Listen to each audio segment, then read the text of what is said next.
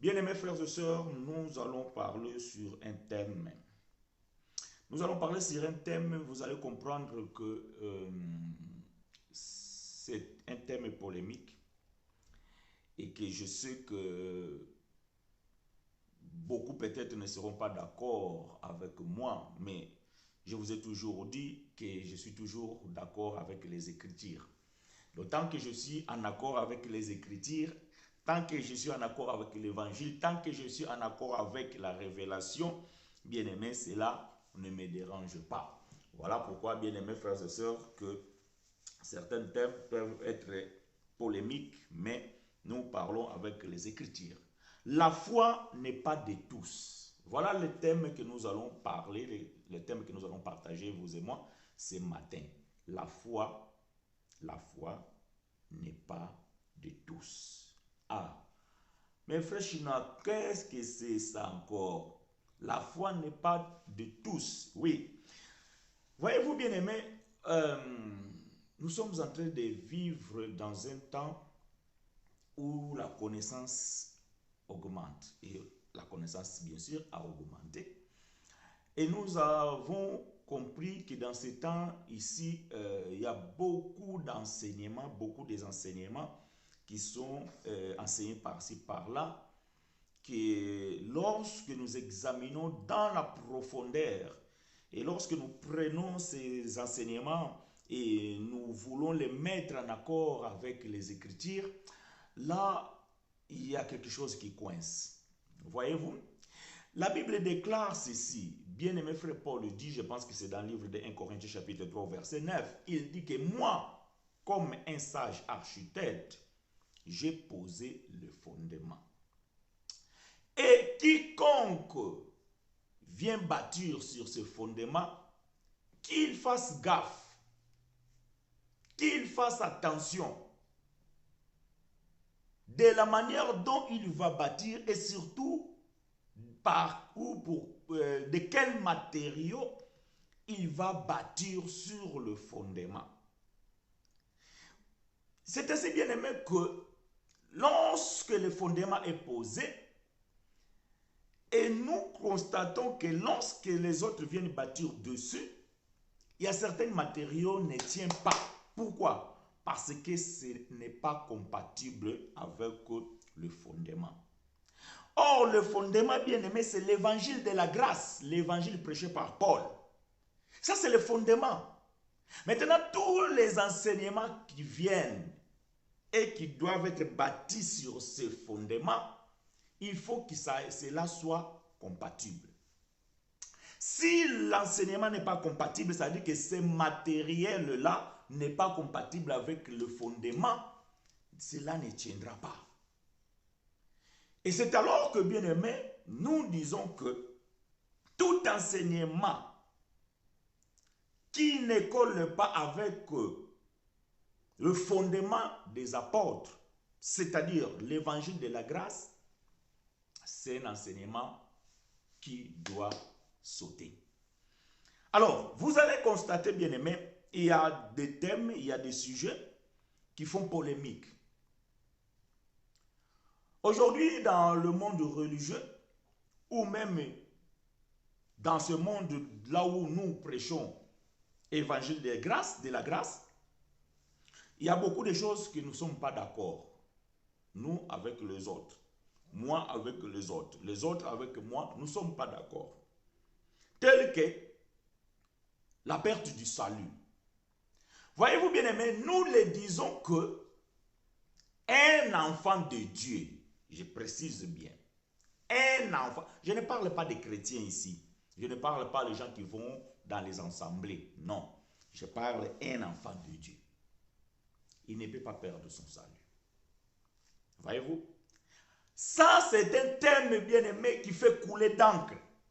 Si vous cherchez dans les réseaux sociaux ou bien dans les plateformes, ce thème, vous allez voir que c'est un thème qui fait des débats. Pourquoi? Parce qu'il y a deux courants de croyances. Il y en a ceux-là qui croient que tu peux être sauvé et demain tu peux perdre ton salut. Il y en a ceux-là qui croient qu'une fois que tu es sauvé pour toujours. Donc, ces deux courants de croyances ne sont jamais d'accord. Mais bien aimé, il ne faut pas que nous soyons d'accord avec les hommes. Non, il faut que nous soyons d'accord avec l'évangile. Qu'est-ce que dit l'évangile? C'est ça qui est très important. Et vous le savez que bien aimé, nous ici, nous prônons que un enfant de Dieu ne peut pas perdre son salut. Et nous avons déjà expliqué pourquoi. De même aussi bien aimé, il y a des termes comme devenir enfant de Dieu. Non, nous disons que nous ne pouvons pas devenir enfants de Dieu parce que nous sommes déjà nés enfants de Dieu. Bien aimé, remarquez, la religion dit que il faut que tu acceptes Jésus-Christ comme Seigneur et Sauveur et que tu sois baptisé par les eaux de baptême et après cela, tu deviens un enfant de Dieu. Ça, c'est le contraire de l'écriture. Ça, c'est bien aimé, ça ne colle pas avec l'évangile. Non, cela ne colle pas avec l'évangile. Nous ne devenons pas un enfant de Dieu, nous sommes déjà nés enfants de Dieu. Nous ne pouvons pas choisir le libre arbitre. Ça, ce n'est pas l'évangile. L'homme n'a pas le choix de dire que je vais devenir enfant de Dieu ou je ne le vais pas. Donc, allons d'abord terre à terre, à la manière des hommes. Est-ce que toi, tu as choisi de devenir fils de ton père ou la fille de ton père? Est-ce que toi, tu as choisi de devenir enfant de ta maman? Non. Donc, tu n'as pas choisi, tu n'avais pas le choix. Et tu es là, aujourd'hui, tu te retrouves dans le monde. Tu es mis au monde par une femme et un homme. Cela n'était pas ton choix. Et combien maintenant vous voulez nous faire croire que alors l'homme qui est né de l'homme, donc ça veut dire l'homme qui est né d'une femme et d'un homme, peut-il avoir un choix de devenir un enfant de Dieu? Bizarre, très bizarre. Ça, ce n'est pas l'évangile. Ça, ce n'est pas l'évangile, ce n'est pas en accord avec l'évangile. Ce n'est pas en accord avec les Écritures. Donc, si tu n'as pas eu le choix de devenir le fils de ton père ou la fille de ton père, comment tu peux avoir le choix de devenir un enfant de Dieu? Voyez-vous que ça ne colle pas. Non, nous sommes enfants de Dieu par la volonté de Dieu. De même aussi, tu es enfant de ton père ou de ta mère par la volonté de ces deux êtres. Ils se sont mis d'accord, nous allons mettre un enfant au monde et tu es venu. Tu n'avais pas le choix. Tu n'avais pas le choix. Et ils ont décidé qu'ils puissent procréer et ils t'ont mis au monde. Et vous le voilà, tu te retrouves là. Mais comment alors que tu peux avoir le choix de devenir enfant de Dieu ou de le refuser même? Parce que si tu n'acceptes pas Jésus, tu ne deviendras pas enfant de Dieu. Si tu refuses d'accepter Jésus, si tu refuses le baptême, tu ne deviendras pas enfant de Dieu. Ça veut dire que tu as un choix. Non, bien-aimé, l'homme n'a pas de choix. Bon, ça, voyez-vous, bien-aimé, ce sont des thèmes que même ceux qui prêchent la grâce, ou ceux qui prétendent prêcher la grâce, ont du mal à accepter. Pourquoi? Parce que depuis qu'ils sont sortis de la religion, on va considérer qu'ils sont sortis de la religion, parce que c'est ce qu'ils prétendent. Ils prétendent qu'ils ne sont plus des religieux, ils sont sortis de la religion. Nous disons Amen. Parce que nous ne sommes pas là pour juger qui est dans la religion, qui est sorti de la religion. Mais depuis qu'ils sont sortis de la religion, ils ont encore certaines séquelles. C'est-à-dire qu'il y a certains enseignements de la religion qui persistent encore dans leur entendement. Et vous allez voir quelqu'un, il prêche la grâce, mais il croit que l'homme peut perdre, un enfant de Dieu peut perdre sa vie. Voyez-vous quelqu'un qui prêche la grâce, il prêche même la prédestination, mais il croit que non, le paradis, c'est quelque chose que l'homme doit cultiver. Ça veut dire que tu dois te préparer, tu dois travailler pour ta foi, tu dois travailler pour ton salut. J'ai toujours dit, quand vous ne comprenez pas les Écritures, Bien aimé, la Bible a été écrite avec un langage. Tant que vous ne comprenez pas le langage de la Bible, vous allez mal interpréter les Écritures. C'est alors que vous croyez que Jésus était un animal. C'est alors que vous croyez que non, Élie a été nourri par un corbeau. C'est alors que vous croyez que non, nous allons nous reconnaître là au ciel. Parce que vous interprétez mal les Écritures et vous n'avez pas la compréhension des langages bibliques. Mais nous disons que, bien aimé, l'homme n'a pas de choix. Dans cette matière ici-là, dans cette matière du salut, dans cette matière d'avoir la vie éternelle ou ne pas avoir la vie éternelle, l'homme n'a pas de choix. Tu as le choix peut-être de choisir quelle est la chemise que tu vas porter aujourd'hui. Oui, parce que Dieu ne va pas venir te dire que non, tu portes la chemise noire avec des écrits blancs. Tu as peut-être le choix de ce que tu vas manger aujourd'hui. Mais bien aimé, tu n'as pas le choix pour ta vie éternelle. Tu n'as pas le choix pour ton salut. Voyez-vous? De même aussi, bien aimé, ce que nous voulons parler ce matin, la foi n'est pas de tous. Voyez-vous? La foi n'est pas de tous. Donc aujourd'hui, on nous fait croire que si vous acceptez l'évangile, vous allez devenir enfant de Dieu, vous allez avoir la foi et tout ça. Vous pouvez croire peut-être de ce qu'on vous a dit. Mais cela ne veut pas dire que vous avez la foi en Dieu. Parce qu'avoir la foi en Dieu, ce n'est pas donné pour tout le monde. Bon, frère Chinois, il est en train de trop parler, tu ne donnes pas les Écritures. Moi, nous aimons pas comme ça. Bon, je vous comprends. Vous aimez bien les Écritures. Alors, rentrons dans les Écritures, bien-aimés frères et sœurs. Nous allons visiter frère Paul dans son épître envoyé à son fils Tite, dans son chapitre 1, dans son premier verset jusqu'au 3e. Tite, chapitre 1. Tite, chapitre 1, verset 1 jusqu'au verset 3. Donc vous pouvez m'aider à écrire ces choses, bien-aimés frères et sœurs, et que l'Éternel nous soit richement favorable. J'ai dit Tite, chapitre 1, du premier verset jusqu'au verset 3.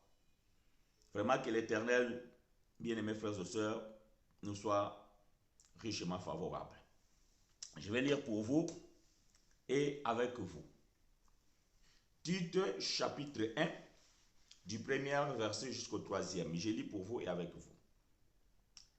Paul, serviteur de Dieu et apôtre de Jésus-Christ, pour la foi des élus de Dieu. Écoutez-moi attentivement, je répète. Je vais répéter ce que je suis en train de lire. Paul, serviteur de Dieu et apôtre de Jésus-Christ, pour la foi des élus de Dieu et la connaissance de la vérité qui est selon la piété, lequel repose sur l'espérance de la vie éternelle, promise dès les plus anciens temps par le Dieu qui n'aima point, et qui a manifesté sa parole en son temps par la prédication qui m'a été confiée d'après l'ordre de Dieu, notre Sauveur. Bien aimé, je vais répéter ça. Je vais prendre la version sommaire. Si vous n'avez pas la version sommaire, vous pouvez lire la version second 21. Et vous allez comprendre que dans sommaire, il est écrit ainsi.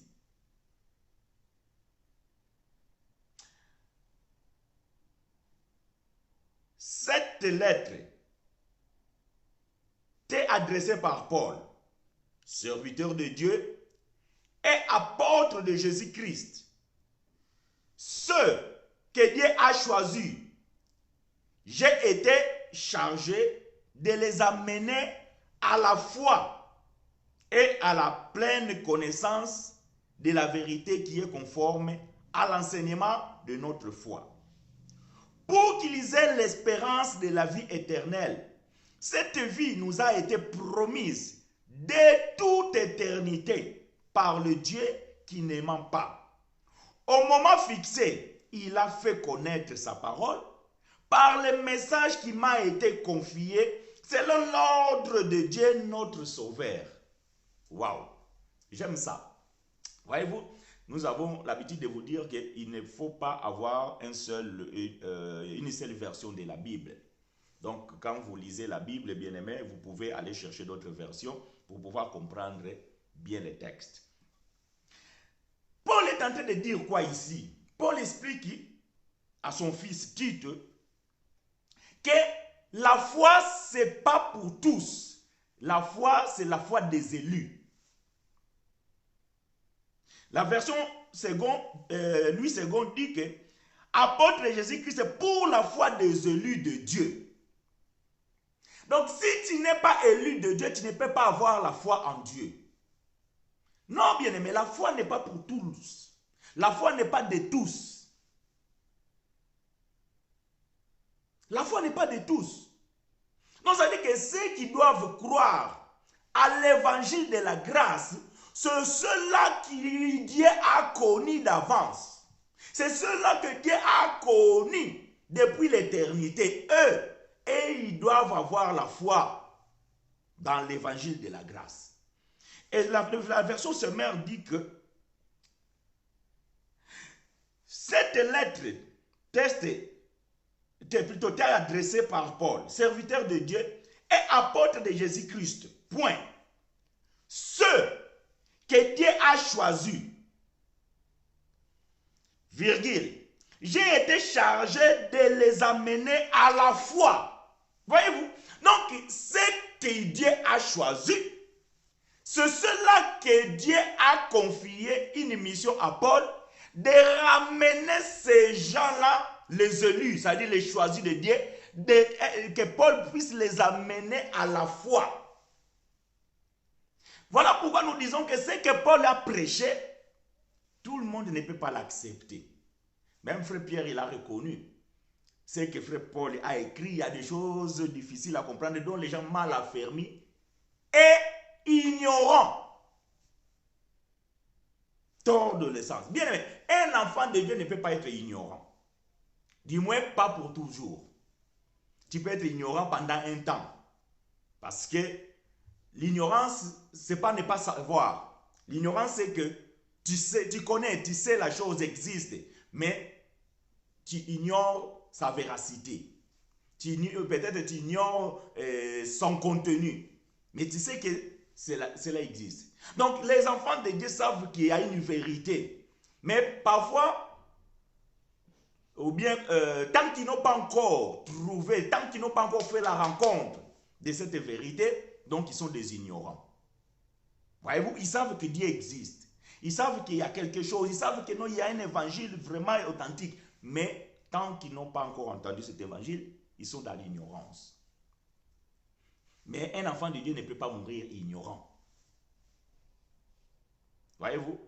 Alors, pour accepter cet évangile, il faut que tu sois un élu de Dieu. Et ça, vous le savez, on a toujours dit ici, on a toujours répété que nous sommes les élus de Dieu. Mais si tu n'acceptes pas l'évangile de la grâce, bien-aimé, tu dois te poser des questions. Parce qu'une fois que tu as écouté l'évangile de la vérité, frère Paul dit, Dieu doit te sceller de son esprit. Et quand Dieu scelle ton esprit, quand Dieu te scelle de son esprit, bien-aimé, tu ne peux plus douter de l'authenticité de cet évangile. Une fois que tu es scellé, bien-aimé, tu ne peux plus croire que non, tu vas perdre le salut. Pourquoi tu n'as pas l'assurance de ton salut? C'est parce que tu n'as pas encore entendu l'évangile de la vérité. Ah, peut-être que c'est parce que tu n'es pas élu de Dieu.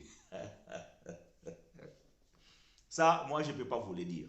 Il n'y a que l'esprit qui peut témoigner dans votre esprit si vous êtes élu ou vous n'êtes pas élu. Mais la foi, bien-aimée, c'est pour ceux-là qui ont été choisis. Et Frère Paul a reçu la mission de pouvoir amener les élus dans la foi en Dieu. Voyez-vous? Donc la foi n'est pas donnée pour tous et la foi n'est pas de tous. C'est pour cela moi j'ai dit, bien aimé, voyez-vous, vous allez constater que dans les églises, entre guillemets, donc dans les assemblées, même ceux qui prêchent l'évangile de la grâce, ils pensent que, voyez-vous, il y a une expression religieuse que même ceux qui sont sortis dans la religion, ils ont continué à apporter. Les gagneurs d'âme. Nous sommes des gagneurs d'âme. Nous gagnons des âmes pour Jésus. Non, bien, mais vous ne pouvez pas gagner les âmes pour Jésus. Non. Vous ne pouvez pas gagner. Ça, ce sont des expressions religieuses. Ça, ce sont des pratiques religieuses. Que non, nous allons gagner les âmes. Dieu, voyez-vous, Dieu, il connaît ses âmes. Dieu connaît ses enfants. Dieu connaît ses élus. Dieu les connaît.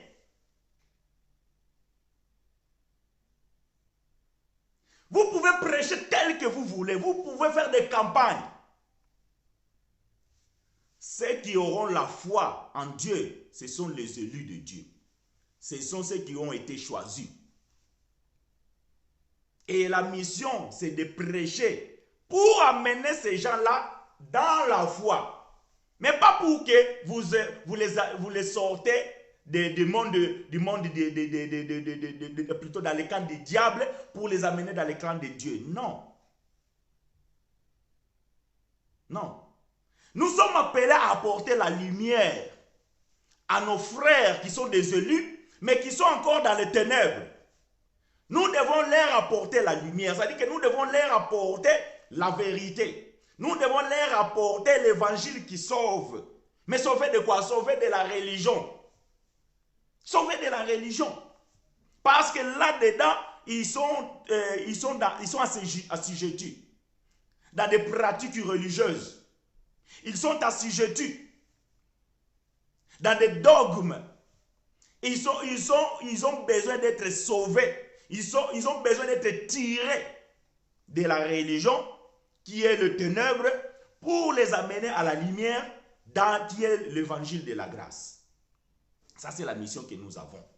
Mais nous ne pouvons pas gagner une âme parce que ces âmes-là, même s'ils sont encore dans l'ignorance, Dieu les connaît et ils sont sauvés. Je parle de salut éternel, pas sauvés de la religion comme je viens de dire. Quant au salut éternel, ils sont sauvés. Parce que la Bible dit ceci. Je répète ce que Frère Paul dit dans le verset 2. La version seconde. Lui, second dit ceci. Lesquels reposent sur l'espérance de la vie éternelle promise dès les plus anciens temps par le Dieu qui n'aima point. Je vais lire la version Semeur. Pour qu'ils aient l'espérance de la vie éternelle. Cette vie nous a été promise de toute éternité par le Dieu qui n'aima point. Voyez-vous?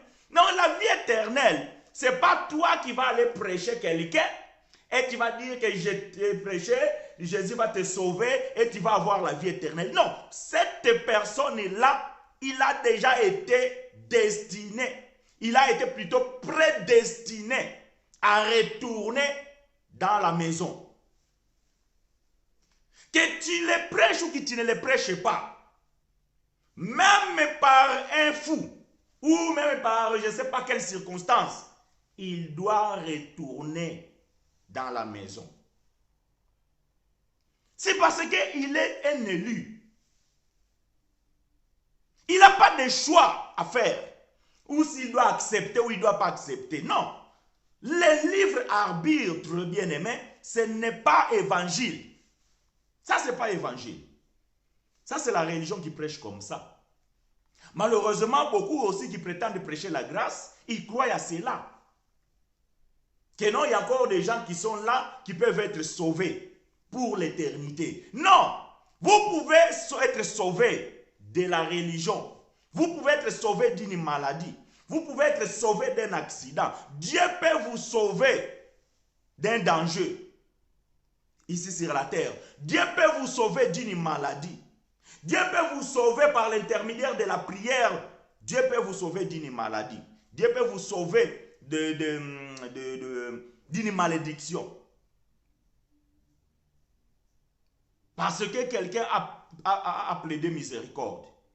Peut-être que quelqu'un peut vous amener la connaissance et vous sauver de l'ignorance. Mais pour la vie éternelle, Paul dit ici que cette vie nous a été promise de toute éternité. Avant même que tu viennes au monde, tu es élu de Dieu. Dieu t'avait déjà donné la vie éternelle. La vie éternelle ne se reçoit pas sur la terre. Voyez-vous, la vie éternelle, on ne la reçoit pas sur cette terre. Je le dis haut et fort parce que je sais qu'il y a beaucoup de gens qui me suivent qui ne sont pas d'accord avec moi. Mais nous ne cesserons pas de dire la vérité. Vous savez pourquoi je dis ça? Parce qu'il y a même ceux-là qui connaissent cette vérité. Et quand on discute, vous savez ce qu'ils disent, frère, je sais que c'est comme ça, mais voyez-vous, si nous disons comme ça, les gens ne viendront plus à l'église, parce qu'ils vont se dire qu'ils sont déjà sauvés, et qu'est-ce qu'ils vont venir en chercher l'église? Non, dites la vérité. Parce qu'un enfant de Dieu authentique, il sait que Dieu m'a choisi pour un but. C'est quoi ce but? Éphésiens chapitre 2, verset 10. Si quelqu'un prétend dire que je suis déjà sauvé, maintenant je peux boire, je peux m'enivrer, je peux vivre dans la drogue, je peux vivre dans la prostitution parce que j'ai déjà la vie éternelle, il n'est pas élu de Dieu. Parce que quand on élit quelqu'un, on élit quelqu'un pour un but. Donc quand Dieu t'a choisi pour un but. Maintenant, toi, tu penses que non, j'ai écouté frère chinois, il a dit, nous sommes déjà sauvés, la vie éternelle, nous l'avons déjà depuis l'éternité. Maintenant, pourquoi je vais aller encore dans l'église? Pourquoi maintenant je vais encore faire du bien? Ah, c'est que tu as mal compris frère chinois. Frère chinois ne prêche pas comme ça. Frère chinois dit que nous connaîtrons les élus par les œuvres qu'ils font. Merci Romaric. Éphésiens chapitre 2, verset 10. Nous sommes son ouvrage créé en Jésus-Christ. Afin que nous pratiquions les bonnes œuvres que lui avait déjà créées depuis l'éternité. Donc Dieu nous a élus afin de venir sur la terre pour accomplir des bonnes œuvres que lui-même avait déjà créées. Maintenant toi tu dis que non, j'ai écouté frère chinois. Maintenant, je n'ai plus besoin de faire du bien parce que j'ai déjà la vie éternelle. Alors, dans la religion, on m'avait dit que pour avoir la vie éternelle, il faut pratiquer les biens.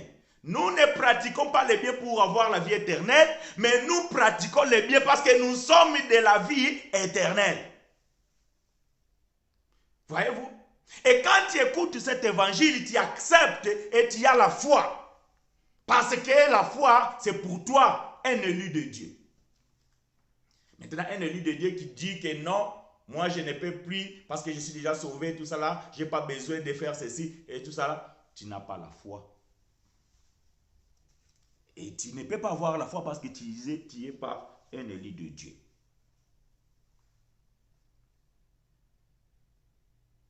Paul, serviteur de Dieu, apôtre de Jésus-Christ pour la foi des élus de Dieu, et de la connaissance de la vérité qui est selon la piété. Un élu de Dieu, lorsqu'il reçoit la connaissance de la vérité, il doit vivre selon ce qui désire son maître, son créateur, son père, son Dieu.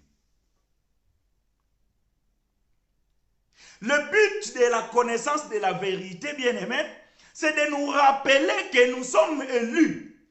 Et comme nous sommes élus de Dieu, nous devons avoir la foi en Dieu, que nous devons rentrer à la maison. C'est ce que Paul est en train de dire. La connaissance de la vérité qui est selon la piété, lesquelles reposent sur l'espérance de la vie éternelle, promise dès les plus anciens tant par le Dieu qui ne ment point. Ce n'est pas des mensonges. Bien aimé, cette histoire de la vie éternelle, ce n'est pas des mensonges. Ce n'est pas des mensonges. C'est une promesse que Dieu a faite depuis l'éternité. Bon, je vais te dire une chose.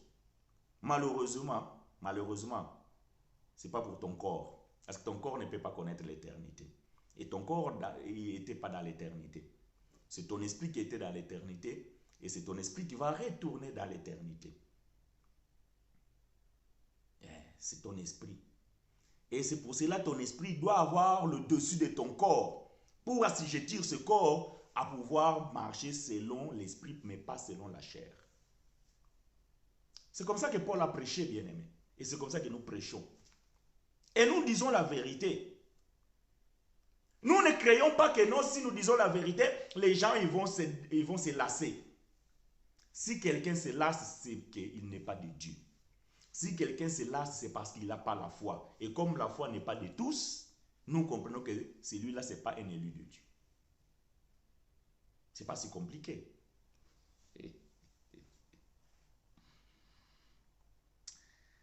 Voyez-vous, bien-aimés, Dieu savait déjà. Ça, c'est ce qu'on appelle la prédestination. Dieu avait déjà prédestiné ceux-là qui devaient croire et ceux-là qui devaient retourner dans l'éternité. Et c'est là, lorsqu'ils écoutent l'évangile de la grâce, ils acceptent, ils croient et ils ont la foi. Actes des Apôtres, chapitre 13.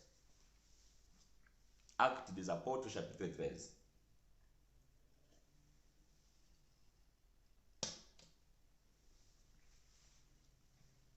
Actes des Apôtres, chapitre 13, verset 44 jusqu'au 48.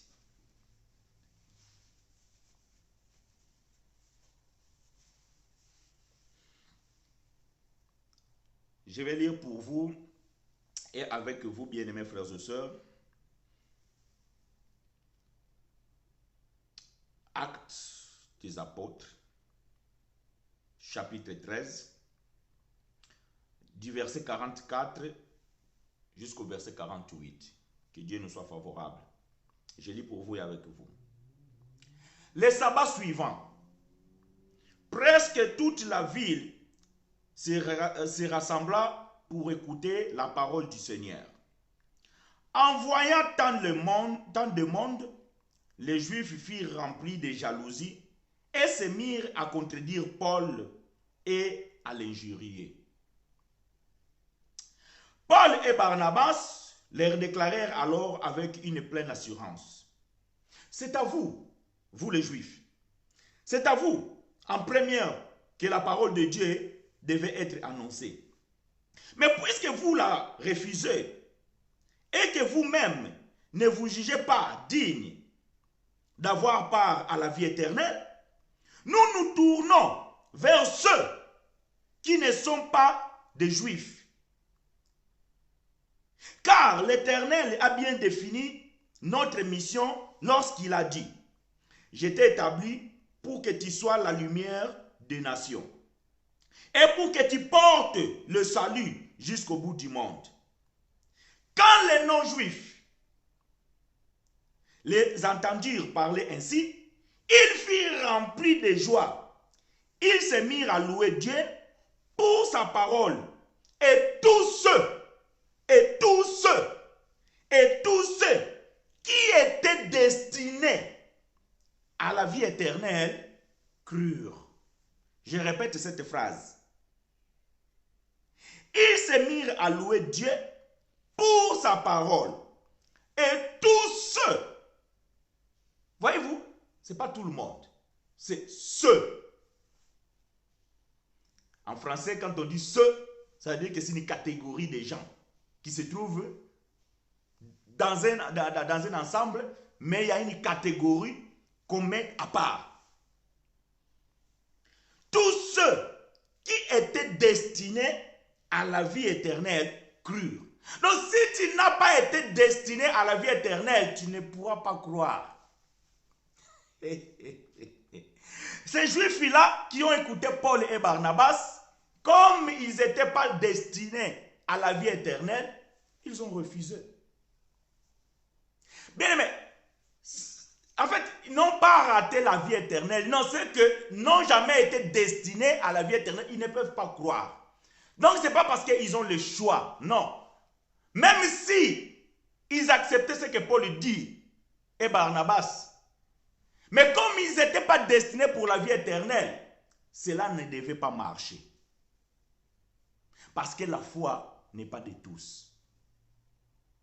La foi, c'est de ceux-là que Dieu avait prédestiné à retourner dans la maison. La foi, ceux qui doivent croire, c'est ceux-là qui ont été destinés pour la vie éternelle. C'est pour ça que nous disons que Dieu n'aime pas tout le monde. Voyez-vous, Dieu n'aime pas tout le monde.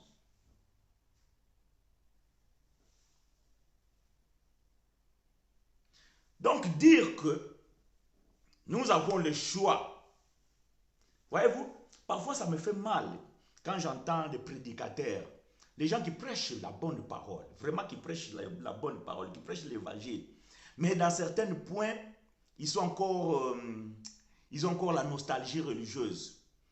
Ils ont encore la difficulté de pouvoir se dégager de cette connaissance-là. Et de se dire que frère, tu iras en enfer si tu n'acceptes pas Jésus. Tu iras en enfer si tu n'abandonnes pas la prostitution. Bien aimé, tu peux abandonner la prostitution. Mais si tu n'as pas été destiné pour la vie éternelle, même si tu abandonnes la prostitution, c'est bien pour toi dans la vie. Voyez-vous, pour la vie sur la terre ici, si tu abandonnes la prostitution, c'est bien. Parce que tu vas éviter certains problèmes, certaines maladies, certains dangers, ta réputation, etc. etc. Et tu vas peut-être gagner le respect que tu avais perdu, la considération dans la société. Mais cela ne t'amènera pas à la vie éternelle, si du moins tu n'as jamais été destiné pour ça. Maintenant, allez dire que puisque la personne n'a pas abandonné la prostitution, il ira en enfer. C'est toi qui vas l'amener en enfer. C'est toi qui vas l'amener en enfer.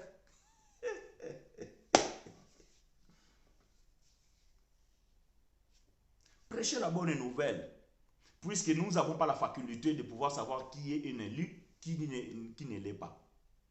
Et par l'évangile, nous allons peut-être ramener les gens à la raison. Et les gens vont revenir dans le droit chemin. Ils vont organiser leur vie sur la terre. Mais cela ne garantit pas à ces gens-là la vie éternelle. Pourquoi? Parce que la vie éternelle, ce n'est pas un choix d'un homme. Parce que la vie éternelle, ce n'est pas le choix des humains. Ce n'est pas ton choix. Dieu a connu d'avance. Et ceux qu'il a connus d'avance, les a appelés. Tu vois, oh, Dieu m'a appelé. En fait, ce sont des expressions interchangeables. Que non, Dieu m'a appelé. J'étais dans la prostitution. Voilà, maintenant Dieu m'a appelé, tout ça. C'est parce que tu es un élu. Et que tu dois retourner dans la maison. Voilà pourquoi maintenant Dieu. Mais ce n'est pas le jour où Dieu t'appelle là de sortir du monde ou bien je ne sais pas de quoi, que tu es devenu enfant de Dieu. Non. Parce que la Bible dit que ce qu'il a connu d'avance, il a connu d'avance où? Avant que tu existes, avant que le monde existe, il a connu d'avance. Ce qu'il a connu d'avance, il les a aussi appelés. Donc Dieu n'appelle pas tout le monde, Dieu n'appelle pas n'importe qui. Non, bien-aimé, Dieu n'appelle pas n'importe qui et Dieu n'appelle pas tout le monde. Dieu appelle ceux qu'il a connus d'avance. Et ceux qu'il a connus d'avance, les a aussi glorifiés. Il les a aussi justifiés. La justice de Dieu, ce n'est pas pour tout le monde. C'est pour ceux qu'il a connus d'avance. La gloire de Dieu, ce n'est pas pour tout le monde. C'est pour ceux qu'il a connus d'avance. L'appel de Dieu n'est pas pour tout le monde. C'est pour ceux qu'il a connus d'avance. Et voilà, bien aimé frère Paul est tenté de dire que lorsque, bien, quand les non-juifs les entendirent parler ainsi, ils furent remplis de joie. Ils se mirent à louer Dieu pour sa parole. Et tous ceux qui étaient destinés à la vie éternelle crurent. Donc celui qui doit croire, c'est celui qui est destiné à la vie éternelle. Si tu n'es pas destiné à la vie éternelle, tu ne peux pas croire à cet évangile. Tu ne peux pas croire à l'évangile de la grâce. Je répète, la vie éternelle ne s'obtient pas sur la terre. La vie éternelle, nous l'avons depuis l'éternité. Maintenant, quand on vient sur la terre, nous devons maintenant avoir la foi que nous devons un jour rentrer à la maison. Et cette fois, nous les recevons par l'annonce de l'évangile de la grâce. Ça, c'était la mission que Dieu avait confiée à Paul. Et ça, c'est la mission que Dieu a confiée à tous ceux qui croient à l'évangile que Paul a prêché. Bien aimé, l'évangile que Paul a prêché, ce n'était pas donné à tous. Paul a été choisi pour sortir les nations des ténèbres à la lumière.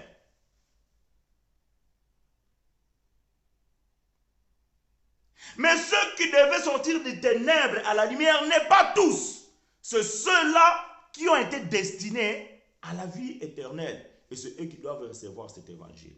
Voilà pourquoi je dis, bien aimé, arrêtez de vous efforcer. Arrêtez de vous efforcer à vouloir à tout prix convaincre les gens. Moi, je vous ai toujours dit, bien aimé, moi, je ne peux pas convaincre qui que ce soit. Et d'ailleurs, je ne suis même pas appelé pour ça. Je ne suis pas appelé pour ça. Je prêche l'évangile. Je donne l'évangile. Celui qui est destiné à être libéré de l'ignorance, il va écouter, il va analyser, il va dire non, c'est vrai. Attention, parce que vous allez dire, ouais, mais frère chinois, une fois on a débattu avec toi, tu insistais. Oui, quand on fait un débat, c'est pas pareil. Parce que quand on fait un débat, c'est pour pouvoir faire valoir nos convictions. Moi, j'ai une conviction, et quand je fais le débat avec quelqu'un, parce que l'objectif d'un débat, c'est de pouvoir convaincre celui qui est en face. Je ne vais pas utiliser le terme adversaire, mais celui qui est en face, ou bien ton co-débatteur. Le but, c'est de pouvoir les convaincre. Mais je vais vous dire que sur 100%, je pense qu'il n'y a que 2% qui ont été convaincus dans un débat. Parce que celui qui est convaincu, il est difficile d'être convaincu. Non, je répète. Celui qui est convaincu, c'est être difficile d'être convaincu. Voyez-vous? Mais quand je fais un débat, oui, j'affirme, j'insiste, parce que j'ai besoin de faire comprendre. Et ceux qui nous suivent, ils vont se faire l'opinion. Mais quand je partage avec quelqu'un, je vais insister sur ce qui est la vérité. Mais je ne vais pas t'imposer que tu dois accepter tout ça là. Non. Ça, ce n'est pas mon boulot. Ça, ce n'est pas ton boulot. Paul, il a sémé. Apollos, il a arrosé. Et qui c'est qui fait croître? L'Éternel. Voilà. C'est l'Éternel qui convainc. C'est le Saint-Esprit qui doit convaincre le cœur de la personne qui reçoit la sémence. Mais nous avons juste posé la sémence. Comme la terre est un peu desséchée, nous devons rapporter un peu d'eau.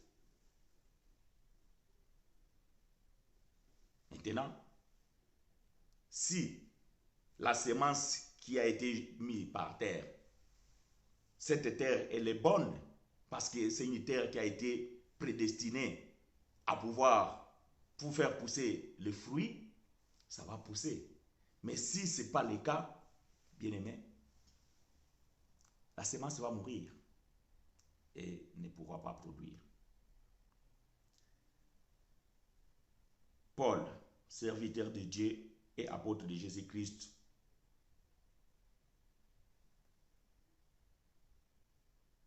pour la foi des élus de Dieu.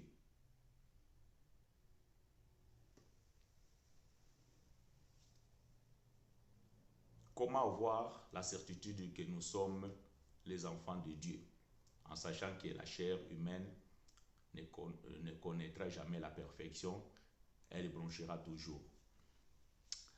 Tu ne pouvais même pas poser cette question puisque je lui ai répondu avant que tu puisses poser cette question. Romains chapitre 8. On va répondre à notre bien-aimé. Romains chapitre 8. Qu'est-ce que dit la Bible? Vous pouvez poser des questions, bien-aimés. Vous savez, ici, vous êtes libre. Vous êtes libre de poser des questions, comme notre frère vient de le faire, parce que il se peut qu'il y en a parmi nous qui n'ont pas la certitude et ils ne savent pas s'ils sont des enfants de Dieu ou ne sont pas des enfants de Dieu. Alors, comment savoir? C'est ça la question du frère. Comment avoir la certitude? Romains chapitre 8, verset 16 dit ceci.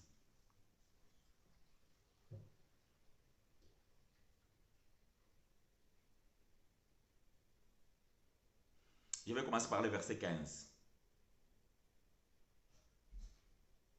Non, je vais même commencer par le verset 14. Romains chapitre 8, verset 14, Paul dit ceci. Car tous ceux qui sont conduits par l'Esprit de Dieu sont fils de Dieu. Écoutez bien, je suis en train de répondre à la question. Paul va répondre. Parce que moi, si je parle, ça va être la philosophie. Et vous savez que moi, je déteste la philosophie dans ces matières. Mais que la Bible parle. Frère Paul est en train de répondre à notre bien-aimé Alberto. La Bible dit ceci. Car tous ceux qui sont conduits par l'Esprit de Dieu sont fils de Dieu. Verset 15. Et vous n'avez point reçu un esprit de servitude pour être encore dans la crainte. Mais vous avez reçu un esprit d'adoption par lequel nous crions Abba Père. Donc, c'est l'esprit que tu as reçu qui te donne la certitude de pouvoir dire que Dieu est ton Père. Et tu peux crier Abba Père. Et maintenant, écoutez le verset 16. L'Esprit lui-même rend témoignage à notre esprit que nous sommes enfants de Dieu. Et ça, bien aimé, si tu n'as pas la certitude que tu es un enfant de Dieu, c'est que ta relation avec le Père est rompue. C'est que ta relation avec le Père n'est pas encore rétablie. C'est que ta relation avec le Père a un problème. Évidemment, comme le frère vient de le dire, en sachant que, comment il a dit? En sachant que la chair humaine ne connaîtra jamais la perfection, elle bronchera toujours. Oui, la chair humaine ne connaîtra jamais la perfection, il bronchera toujours. Mais si tu te laisses conduire selon la chair, alors tu auras du mal à laisser la place au Saint-Esprit. Galates chapitre 5. Je réponds toujours à la question. Je vais revenir dans notre matière. Ne vous en faites pas. Je réponds toujours à la question du frère. Galates chapitre 5. Verset 16. Je dis donc, marchez selon l'esprit et vous n'accomplirez pas les désirs de la chair. Donc, ce que Paul vient de dire dans Romains chapitre 8, c'est la même chose qu'il répète ici. Pourquoi tu n'as pas la certitude si tu es un enfant de Dieu? C'est parce que tu te laisses conduire par la chair. Tu n'as jamais laissé la place pour le Saint-Esprit. C'est pour cela que tes désirs charnels ne te donnent pas la certitude. Parce que tu as encore besoin de s'enivrer, tu as encore besoin de courir derrière les filles, tu as encore besoin d'aller voler, tu as encore besoin d'aller escroquer, tu as encore besoin d'aller dans la boîte de nuit, tu as encore besoin. Donc, tous ces besoins charnels-là te mènent le doute. Et parce que toi-même, tu es conscient qu'un enfant de Dieu dois pratiquer les bonnes œuvres. Mais pourquoi je ne pratique pas les bonnes œuvres? Donc, cette question, lorsque tu te poses cette question, c'est que tu n'es pas conduit par l'esprit. Maintenant, si tu n'es pas conduit par l'esprit, il y a juste deux choses. Soit tu n'as jamais écouté l'évangile de la vérité. Donc, mais pour ceux qui me suivent, ce n'est pas le cas parce que nous prêchons l'évangile de la vérité. Soit tu n'es pas un élu de Dieu. Parce que je répète, Dieu nous a prédestinés à être ses enfants pour que nous pratiquions les bonnes œuvres qu'il lui-même avait déjà posées dès l'éternité. Éphésiens chapitre 2, verset 10, notre frère Romaric, il nous avait déjà noté cela. Donc, bien-aimé, lorsque tu as des doutes de ton appartenance à Dieu, il y a juste deux choses à comprendre. Soit tu es encore un bon religieux et tu penses que parce que tu chantes dans la chorale, parce que tu donnes la dîme, parce que tu jeûnes, parce que tu cherches Dieu à la montagne, parce que tu donnes les offrandes, et tu penses que c'est ça qui fait de toi un enfant de Dieu selon la religion. Donc tu es un ignorant et tu n'as pas encore compris l'évangile de la vérité. Soit, bien-aimé, tu es un être charnel, et nous savons qu'un être charnel, c'est celui qui ne connaît pas Dieu ou celui qui n'a pas Dieu. Donc, ça veut dire que le Saint-Esprit n'est pas encore activé en toi. Mais j'ai toujours dit, Frère Paul, il a dit dans Éphésiens chapitre 1, verset 13, lorsque vous écoutez l'évangile de la vérité, l'évangile de votre salut, Dieu doit te sceller de son Saint-Esprit. Donc, quand Dieu te scelle de son Saint-Esprit, le Saint-Esprit doit témoigner en toi que tu es un enfant de Dieu. Frère Romaric Kisita, qu'est-ce que tu dis? Frère, pouvons-nous affirmer que la parabole du semeur dans Matthieu nous explique les thèmes d'aujourd'hui?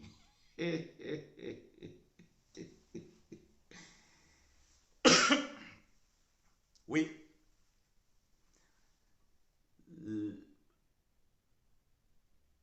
Bon. Je ne sais pas si la parabole que tu parles, si c'est de Matthieu 13 ou Matthieu 7. Si c'est la parabole de Matthieu 13, je vais dire oui. Bon. Confirme-moi, frère, de quelle parabole tu parles. Ou tu me donnes la référence, nous allons lire et je vais te l'expliquer. Mais je parle, si c'est Matthieu 13, la réponse est oui, et donc je peux donner l'explication, mais j'attends ta confirmation. Je reviens à notre mouton. Donc, bien aimé,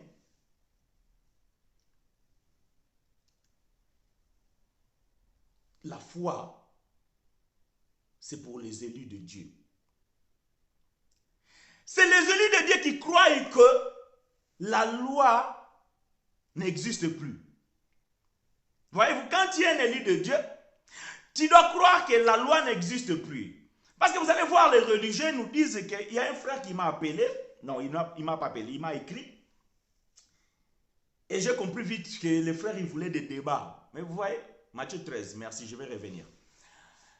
J'ai vite compris que le frère, il voulait un débat.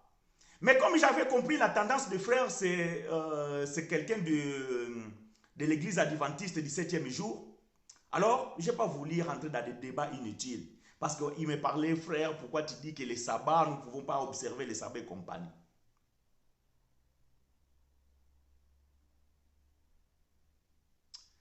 Bien-aimé, quand tu es un élu de Dieu, la Bible dit dans Romains chapitre 10, verset 4, Christ est la fin de la loi pour ceux qui croient. Donc, si tu ne crois pas que Christ est la fin de la loi, tu n'es pas un élu de Dieu. Ou peut-être ton temps n'est pas encore arrivé de recevoir cette connaissance. Parce qu'il y a aussi ces facteurs du temps. Parce qu'il y en a beaucoup aussi, c'est des élus de Dieu, mais leur temps n'est pas encore arrivé de pouvoir croire à l'évangile de la grâce.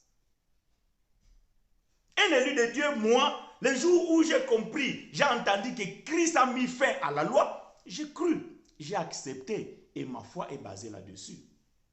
Lorsque tu es un élu de Dieu, tu dois croire que le péché n'existe plus. Ah, frère chinois, pourquoi tu as dit ça? Oui, je l'ai dit.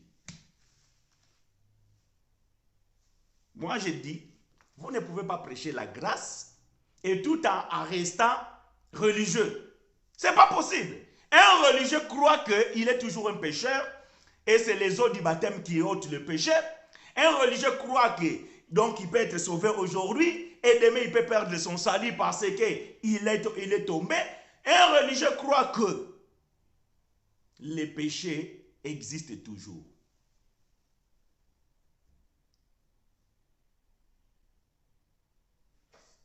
Soit tu es un ignorant, alors tu confonds le mal et le péché. Donc, à ton crédit, nous disons, ok, le frère c'est un ignorant. Mais quand tu as la connaissance et tu sais pourquoi Christ est venu, tu ne peux pas croire que le péché existe toujours. Bon, je sais que quelqu'un qui est en train de m'écouter est en train de dire, qu'est-ce que ce frère est en train de dire? Si vous avez des doutes, allez chercher nos enseignements, là où nous avons prêché la différence entre le péché et le mal. Et tu seras édifié. La foi n'est pas de tous. Oui, frère Romaric, c'est bien ça. Matthieu chapitre 13. La Bible dit que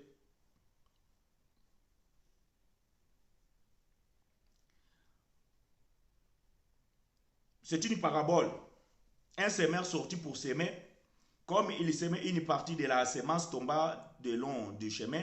Les oiseaux virent et la mangèrent. Une autre partie tomba et le mangèrent, tout ça. Ok. Mais il y a une chose très importante dans cette parabole. Donc, je réponds à la question du frère. Que la question du frère est que nous pouvons, frère, pouvons-nous affirmer que la parabole du semeur dans Matthieu nous explique les thèmes d'aujourd'hui? Oui. Je vais prendre verset 30 et quelques. Attends, je vais chercher.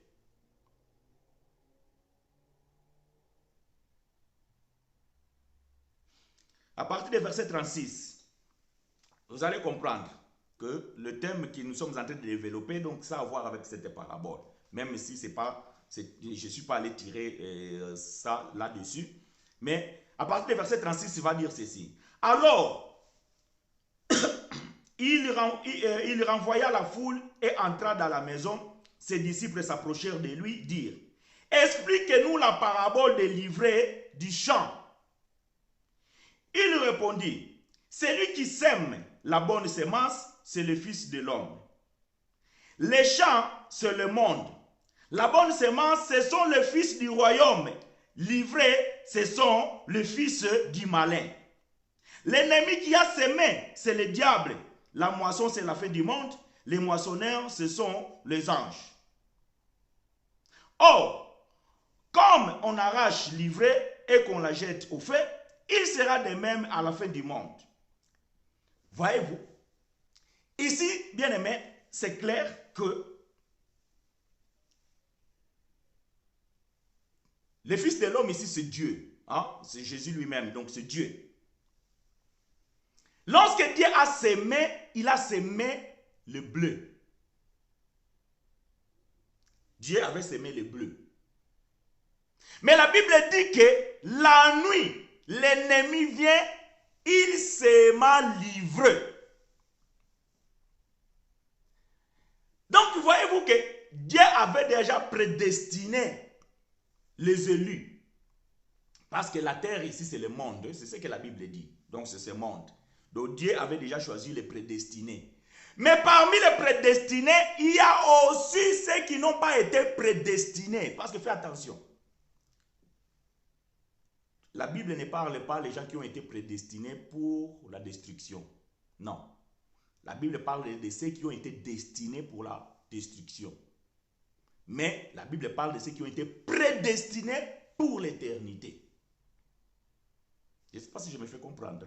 Si ce n'est pas clair, vous me le dites. Livrés, ce sont ceux-là qui ne peuvent pas croire et qui ne croiront jamais. Mais ce qui est très important ici, que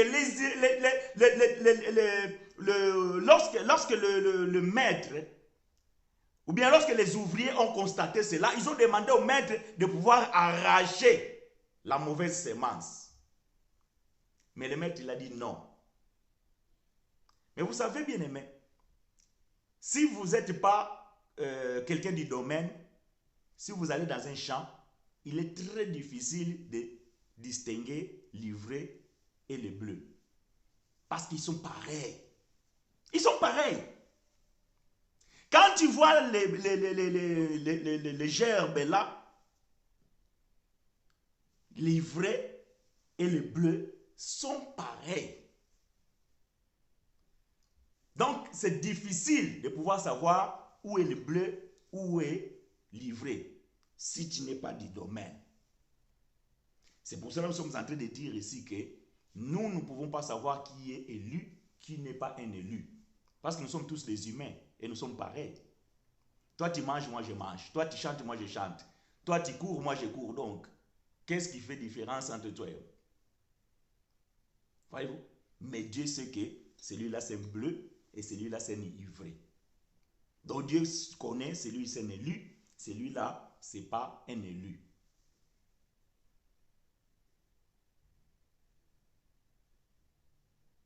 Tu n'as pas le choix. Non, tu n'as pas le choix. Si tu es un enfant de Dieu, tu es un enfant de Dieu. Si tu n'es pas un enfant de Dieu, même si tu veux devenir un enfant de Dieu, tu ne peux pas. Et tu ne peux pas. Parce que tu n'as pas le choix. J'ai dit, dans mon introduction ici, j'ai posé une question. Est-ce que toi, tu as choisi d'être le fils ou bien la fille de ton père? Non. C'est la volonté de ton père, la volonté de ta maman. Ils ont dit qu'on va mettre un enfant au monde.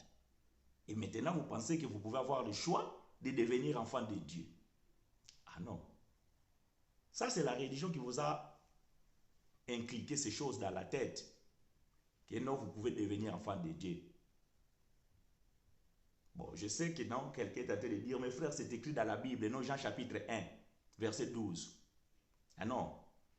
Jean chapitre 1, verset 12, non, il n'écrit pas ça. Jean chapitre 1, verset 12 ne dit pas que les gens ont le choix ou bien les gens, ils ont voulu devenir enfants de Dieu. Non, nous pouvons les lire. Lisons Jean chapitre 1, vous allez comprendre. Parce que je vous ai toujours dit que quand vous lisez la Bible, bien aimé, il faut bien lire la Bible. Et il faut respecter les ponctuations, il faut respecter le verbe, il faut respecter les temps verbaux, le contexte du texte, c'est très important. Jean chapitre 1, verset 12. Mais à tous ceux, voyez-vous, à chaque fois que vous lisez dans la Bible, ceux, c'est une catégorie de gens qui ont été destinés, qui ont été prédestinés. Ce n'est pas une question que c'est lui qui a voulu. Non, c'est ceux. Ceux-là, c'est le choix de Dieu. À tous ceux qui l'ont reçu, à ceux qui croient en son nom, mais Paul nous a dit que la foi n'est pas de tous. Donc, celui qui doit croire, il doit d'abord être un élu. Parce que la foi, c'est pour les élus. C'est ce que nous sommes en train de dire. Tite chapitre 1, verset 1. Pour la foi des élus. Donc, la foi vient de ce qu'on entend, ce qu'on entend de la parole. Donc, quand ces gens-là, ils écoutent la parole de Dieu, ils doivent avoir la foi. Pourquoi? Parce qu'ils sont ceux que Dieu a connus d'avance, ceux que Dieu a prédestinés, ceux que Dieu a choisis, ceux que Dieu a glorifiés. Voyez-vous, ceux. Elle a donné le pouvoir de devenir enfant. Donc, ce n'est pas que ces gens-là, ils ont voulu. Non, c'est que Dieu. Dans la lumière, on parle de la lumière ici. Et là, elle, parce que quand tu dis elle, ce n'est pas une femme. Hein. Elle, ici, c'est la lumière. Donc, la lumière, c'est Jésus. La lumière, c'est Dieu. Elle, donc la lumière. Elle a donné le pouvoir de devenir enfant de Dieu, lesquels sont nés. Être enfant de Dieu, ce n'est pas ton choix. Ce n'est pas parce que ton père et ta mère t'ont mis au monde. Non. Être enfant de Dieu, verset 13 dit, sont nés, non du sang, ni de la volonté de la chair, ni de la volonté de l'homme, mais la volonté de Dieu. Ce.